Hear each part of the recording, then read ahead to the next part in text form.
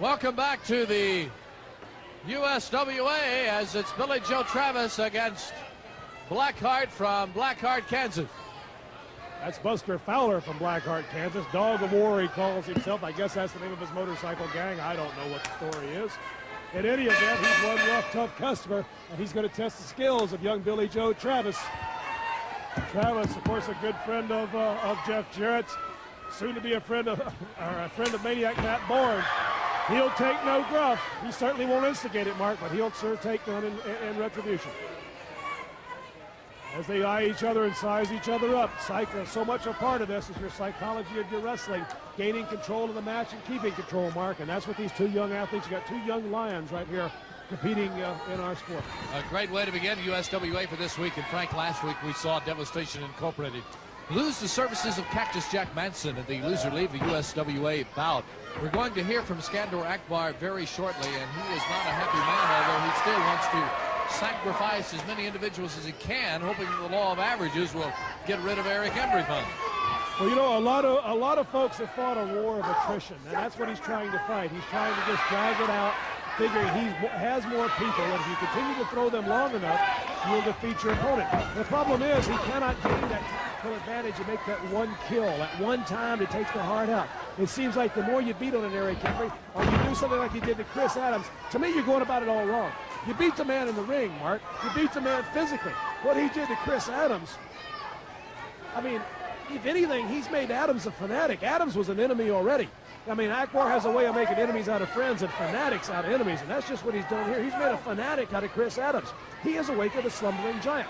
He has made, in my opinion, a major blunder, because now not only did he have Eric Embry, who's as goofy as the day is long and as an emotional wrestler as there is, I mean that with all respect, but Eric is one of those who will beat his head. I know you chuckle, but he's one of those that'll run his head through the Sportatorium if he's got a chance to get it Akbar. Challenge a buzzsaw? Yes, sir, he would. That's what I mean. When I say that, I mean that with all respect.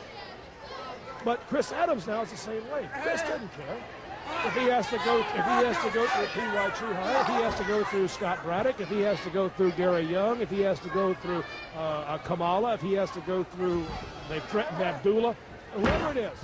So now instead of just having to worry about Eric Embry, you've got a second front opening, Chris Adams, and a front that I'm afraid he's open a two-sided war. It's really going to be, it may spell the end for Devastation Incorporated. Eric has fought him and has done everything that's possible, and they managed to slide their way out. But now they've got two of them on their tail.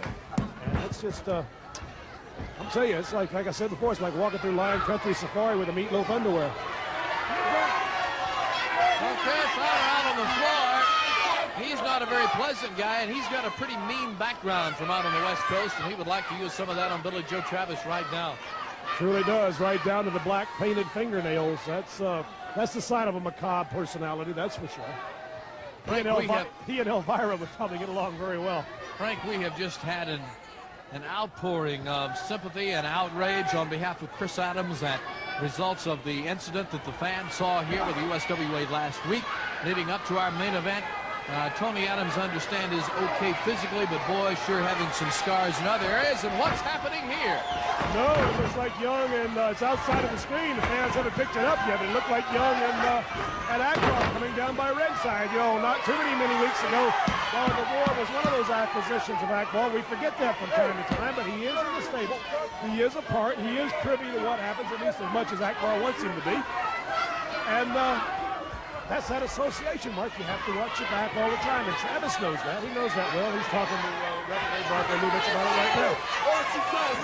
Travis has now got to watch his front, his side, and his back as Akbar and Young have arrived, and Fowler's taking advantage by backing him into the corner. He truly is, Young. You see him there with his naturally, what'd you say, naturally curly and natural colored hair? Cranberry, I believe you put it so beautifully.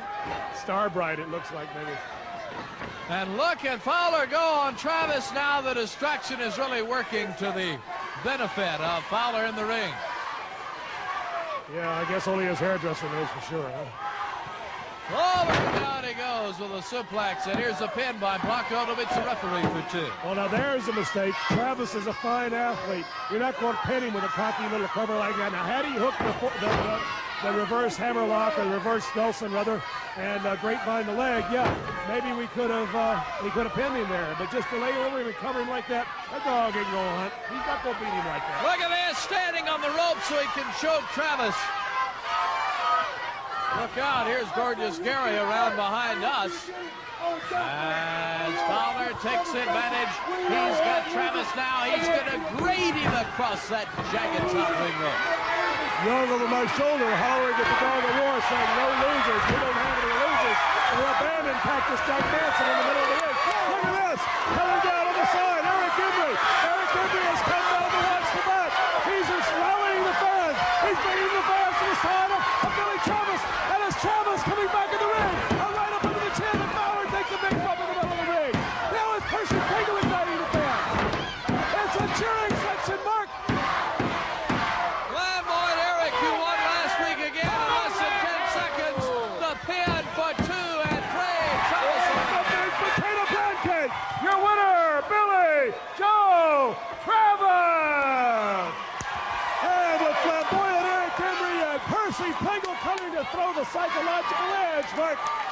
The Dog of War, Devastation Incorporated, slinking away in defeat. A great way to begin the USWA for this week, so stay with us. We'll be back to hear from Akbar. Then it's the showdown between Adams and Schuhart.